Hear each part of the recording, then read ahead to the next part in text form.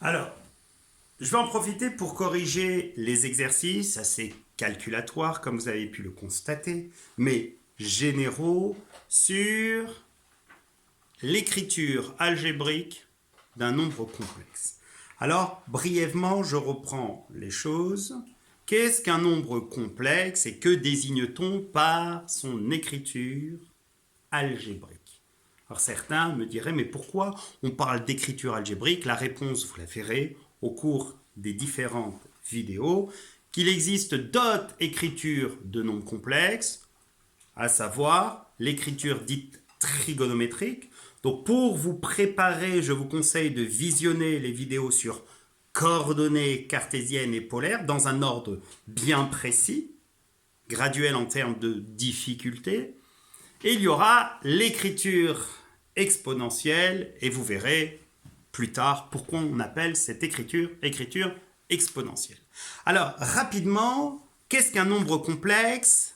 Très vite, un nombre complexe, c'est un nombre qui peut s'écrire sous une forme x plus y, ou bien a plus ib, ou c plus id, attention, ou sous la forme a plus ib, a tout comme b sont deux réels, et i est un nombre non réel dont le carré égale à moins 1.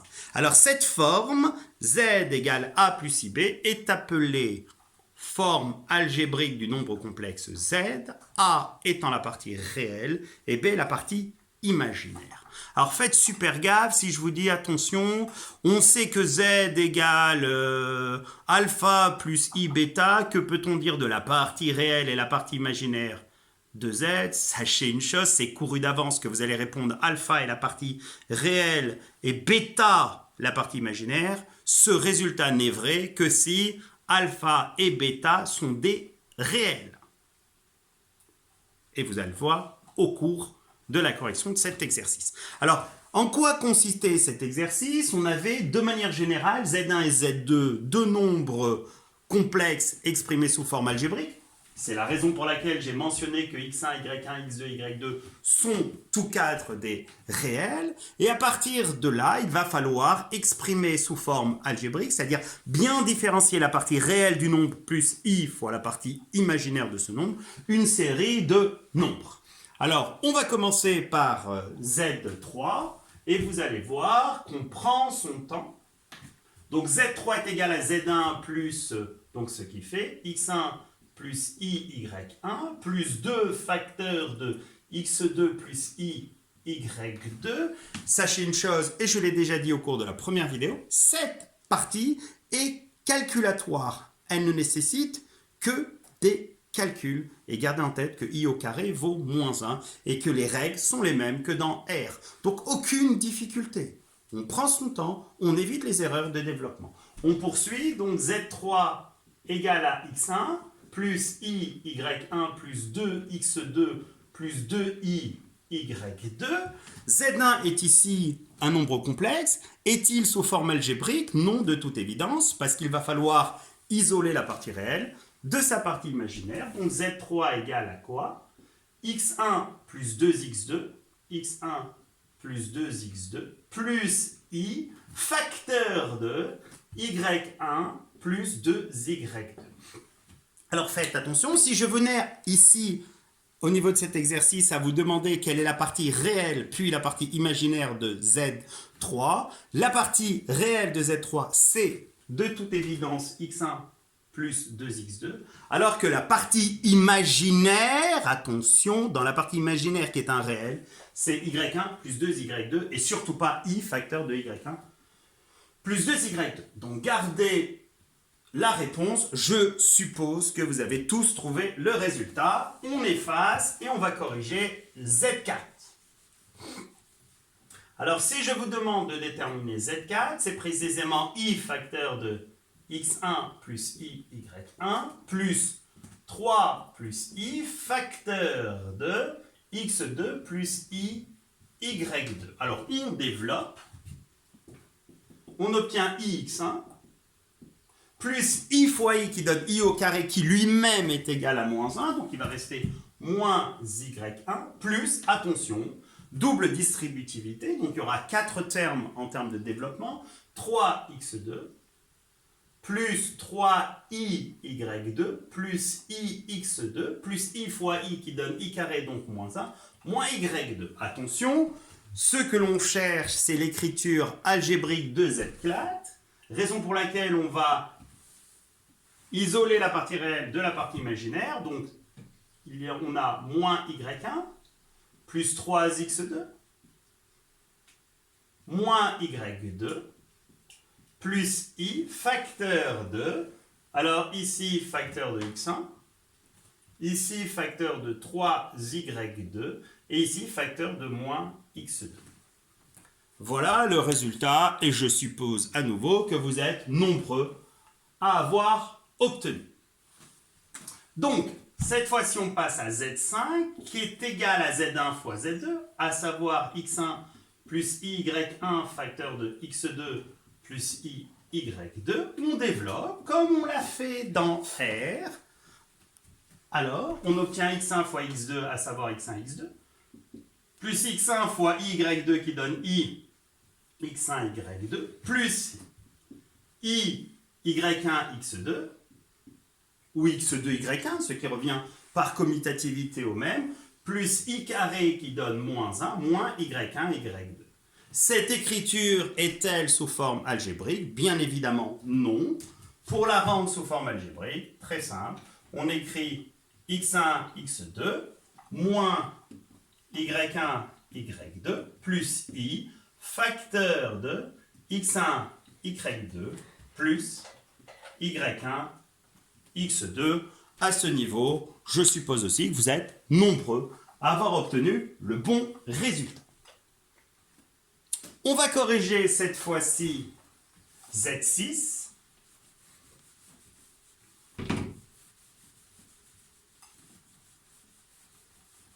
Donc Z6 qui s'obtient en faisant x1 plus y1 au carré moins x2 plus iy2 au carré. On aurait pu de toute évidence reconnaître une identité remarquable, à savoir z1 moins z2 facteur de z1 plus z2. Ce n'est pas ce que je vais faire ici, on pourrait le faire sans aucun problème. Donc si je venais à développer ici, moyennant nouvelle identité remarquable, j'ai x1 au carré, plus 2x1 iy1, ce qui donne 2i x1 y1, plus 2 y1 le tout au carré, comme i carré donne moins 1, ça fait moins y1 au carré, moins, j'ouvre ma parenthèse pour éviter de commettre des erreurs inutiles de signes, et j'obtiens x2 au carré, plus 2i x2 y2, moins y2 au carré, qui, une fois cette parenthèse enlevée, on obtient x1 carré, plus 2x1 ix1 y1, moins y1 carré, moins x2 au carré, moins 2i x2 y2, plus y2 au carré. À nouveau, cette écriture n'étant pas sous forme algébrique, j'obtiens z6 égale x1 carré, moins y1 carré, moins x2 carré, plus y2 au carré, plus i, facteur de 2x1 y1, moins 2x2 y2. Levez la main si vous avez la bonne réponse, que je laisse au tableau, avant de corriger Z7. Alors, je comptabilise le nombre de doigts levés. Oui, c'est bien, je m'en doutais. Oui, bien. Je vois que vous êtes nombreux à avoir compris comment développer sans vous tromper. Alors, cette fois-ci, on va corriger Z7. Alors, il y a deux possibilités. La première, celle qui consiste à reconnaître l'identité remarquable de manière générale A plus B le tout au cube. Mais est-ce réellement utile ici? Non. On va écrire que Z7, c'est Z1 au cube et que Z1 au cube est précisément égal, comme tout le monde le sait, à Z1 fois Z1 au carré. Donc, on obtient pour Z7 x1 plus y1, facteur de x1 plus y1, le tout au carré, ce qui donne z7 égale x1 plus y1, facteur de... Soit vous avez en tête que x1 plus y1 au carré a déjà été utilisé, soit éventuellement, allez, comme c'est nouveau pour vous, entraînez-vous à calculer, c'est x1 au carré plus 2i x1 y1 plus i carré qui donne moins 1, à savoir moins y1 au carré. Et si on venait à développer correctement sans se tromper, il resterait x1 au cube plus 2i x1 carré y1 moins x1 y1 carré plus i y1 x1 carré, i carré donnant moins 1, donc il reste moins 2 x1 y1 au carré, et on finit moins i y1 au cube. Alors vous avez vu, c'est de toute évidence très simple de commettre une erreur de développement ou de signe. Donc cette fois-ci, pour pouvoir l'exprimer sous forme algébrique, on regroupe toutes les parties, les termes composant la partie réelle. Il va rester x1 au cube. Ensuite, on a moins 2x1 y1 carré, moins 2x1, ce qui donne moins 3x1 y1 au carré. Et après, il va nous rester plus i, facteur de ici y1 au cube, donc moins y1 au cube,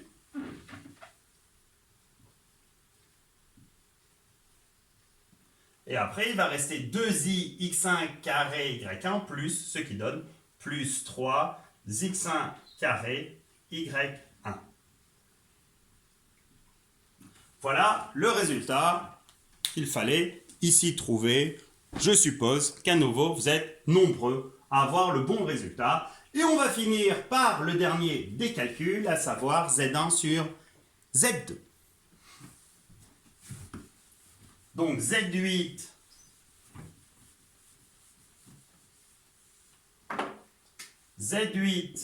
est égal à Z1 sur Z2, qui précisément donne X1, alors je vais l'écrire ici, parce qu'il va me falloir de la place, x1 plus y1 sur x2 plus y2. Attention, sous l'hypothèse que z2 est différent de 0, parce que tout comme dans R, il faut que dans C, quand vous déterminez un quotient de deux complexes, forcément le dénominateur doit être différent de 0. D'accord? Donc, si jamais vous hésitez, parce que vous ne savez pas pourquoi c'est différent de 0, un petit œil sur la vidéo. Pourquoi 0 sur 7 égale 0, mais que 7 sur 0 n'existe pas. Alors, comment faire ici? Eh bien, comment faire? J'espère de tout cœur que vous n'êtes pas amusé à faire des « je barre ». De là à ce que vous aviez jusqu'à je barre les i, je barre les x, je barre les y, il me reste 1 plus 1, ce qui fait 2, 2 sur 4, waouh, 1 demi. Non, rassurez-moi, rassurez-moi. D'accord? Vous ne pouvez absolument rien barrer ici. J'espère que vous n'avez pas aussi commis l'erreur qui consistait à dire, à croire que c'est x1 sur x2 plus i sur facteur de y1 sur y2, ce qui est archi faux. Ce qu'il va falloir faire ici, c'est enlever le i du dénominateur. Et pour cela, jetez un œil à la première vidéo. Pour enlever le i du dénominateur, on va multiplier par ce qu'on appelle l'expression conjuguée du dénominateur. Donc on multiplie numérateur et dénominateur dans leur intégralité, raison pour laquelle je mets de toute évidence ici des parenthèses. Je change de stylo pour vous montrer ce que je fais. Je vais multiplier par x2 moins i, y2 au numérateur et au dénominateur. Donc, si je développe cette fois-ci correctement, je vais même en profiter pour développer le dénominateur et vous montrer que les i ont disparu moyennant une identité remarquable de la forme a plus b, facteur de a moins b, qui se développe a carré moins b carré. Donc, j'obtiens x2 au carré moins... entre parenthèses, i, y2, le taux au carré, comme i carré donne moins 1 et que moins 1 donne plus 1, il reste plus y2 au carré. Regardez, c'est magique. C'est la raison pour laquelle on a multiplié par l'expression notée en vert. Et maintenant, au numérateur, on développe.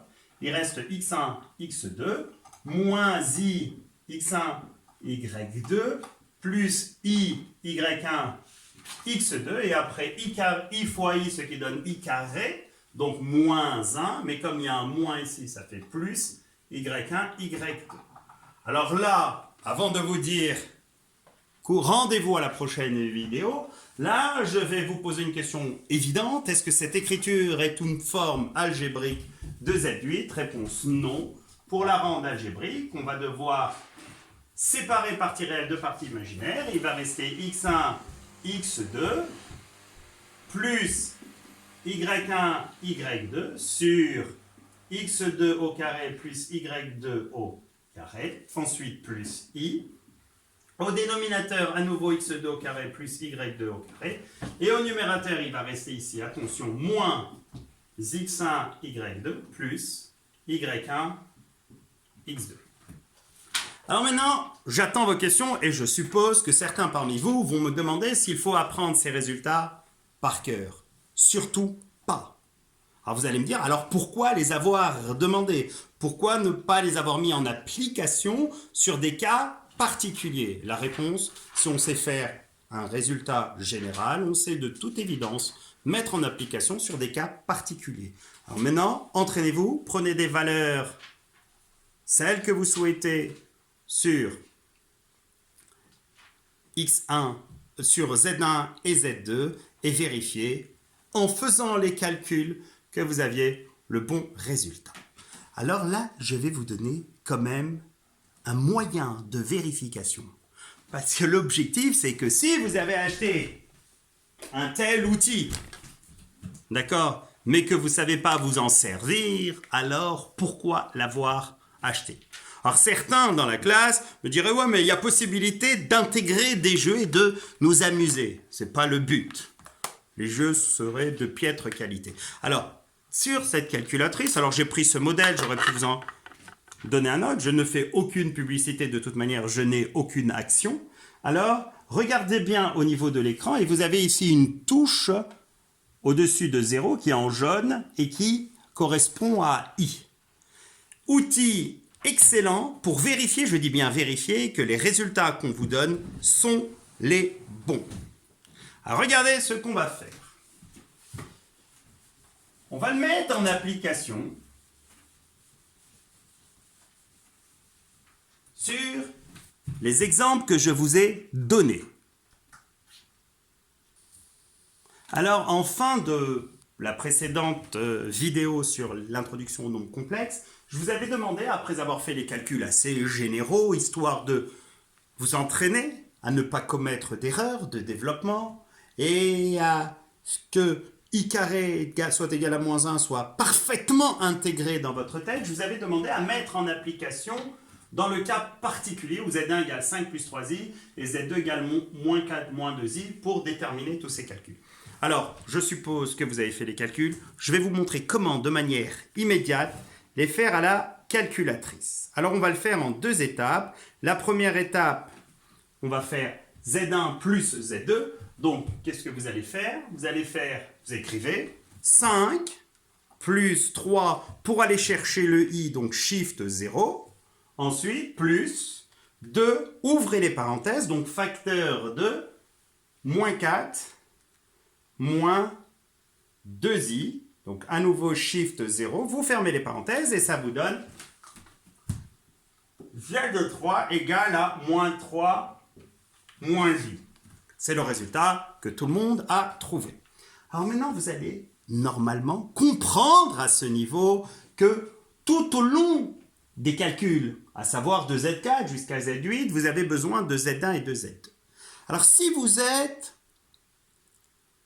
assez judicieux, au lieu de taper à chaque fois Z1 et Z2, vous allez les stocker en mémoire. Alors comment faire pour stocker en mémoire? Vous allez taper 5 plus 3i, donc tapez à la ligne d'après 5 plus 3 shift 0, et avec la touche flèche, d'accord, celle qui se trouve après la virgule ou au-dessus de la touche bleue AC on, vous allez la stocker dans, par exemple, dans A. Alors A, vous faites alpha x θ t, donc vous avez A, et vous appuyez sur exécute. Donc, moins 5 plus 3i, jusqu'à changement éventuel, là pour le moment, il n'y a aucun changement qui est utile, d'accord, sera stocké dans A. C'est-à-dire que plus tard, si vous avez besoin de cette valeur, vous n'avez plus à écrire 5 plus 3i, vous faites uniquement appel à A. Et maintenant, vous allez stocker moins 4 moins 2i, donc moins 4 moins 2i, stockez-le dans B, alpha B. D'accord? Et maintenant, vous allez voir comment très rapidement je vais faire pour avoir Z3, Z4. Donc pour avoir Z3, je ne vais pas écrire 5 plus 3i, etc. Je vais tout seulement écrire A plus 2B. Hop, youpi! En écrivant A plus 2B, vous avez trouvé... Alors, attendez...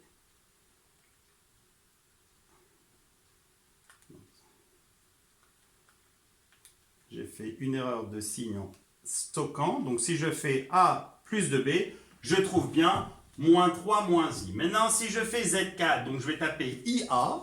Donc I fois A plus, entre parenthèses, 3 plus I, je ferme la parenthèse, fois B. Et j'obtiens, pour Z4, moins 13 moins 5I. Merci, calculatrice. Ensuite, Z5, je vais faire AB. A fois B, et j'obtiens directement moins 14 moins 22i, Z6, donc je tape A au carré moins B au carré, et j'obtiens 4 plus 14i. Regardez la rapidité d'exécution.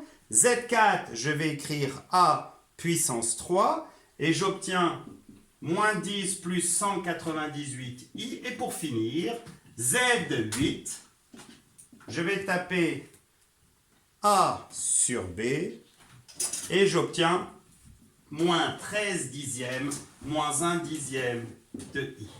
Donc avant de vous dire, aussi bien à vous qu'à vos proches, de prendre soin de vous, d'accord, tout en faisant des mathématiques dans les meilleures conditions, je vous demande un respect avec votre calculatrice. Donc prenez soin d'elle, elle va vous être utile. Pas pour faire le travail à votre place, mais pour vérifier les résultats obtenus.